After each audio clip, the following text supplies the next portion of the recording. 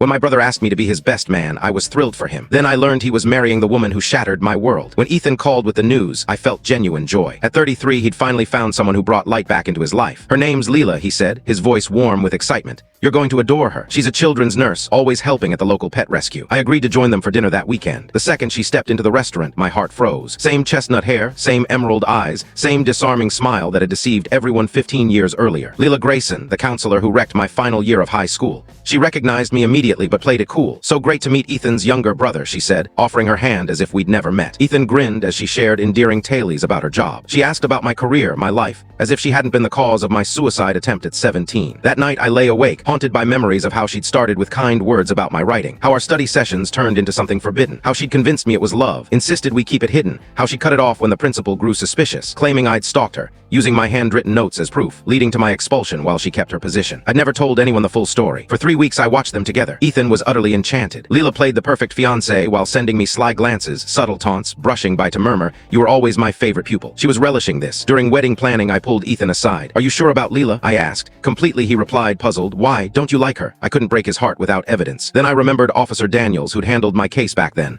He told me to reach out if I ever needed him. "It's a stretch," he said when I explained, "but I'll make some inquiries." 2 days later, he called. 3 complaints against Leela Grayson, all from teenage boys, all swept under the rug by the school system. She'd quietly left each time, switching districts. My hands trembled as he shared the details. Same tactics every time. One parent kept records of everything, Daniels added. "He's willing to talk." I drove 4 hours to meet Paul Reynolds. His son Caleb had been Leela's target 7 years ago. "She ruined him," Paul said, handing me a thick file. Convinced him it was love. When he wanted to tell us, she accused him of attacking her. The file contained photos, texts, witness accounts, everything the school ignored. "I've been waiting for someone like you," Paul said. "Someone to finally stop her." The wedding was 5 days away. I made copies of everything and invited Leela for coffee. Feeling jittery about the big day, I asked, "Should I be?" She replied with that same calculating smile. I set the file on the table. "Depends on whether you plan to hurt my brother." Her face paled as she skimmed the pages. "These are fabrications," she hissed. "Funny, that's what you said about my notes." She lunged for the file, but I was ready. "Here's the deal," I said evenly. "You're going to call off this engagement. Tell Ethan you're not ready, needs space, whatever. But you're going to vanish from his life." "Or what?" She scoffed. "Or I show him everything. Plus the police, the nursing board, and every parent in your current district." She glared at me with raw venom.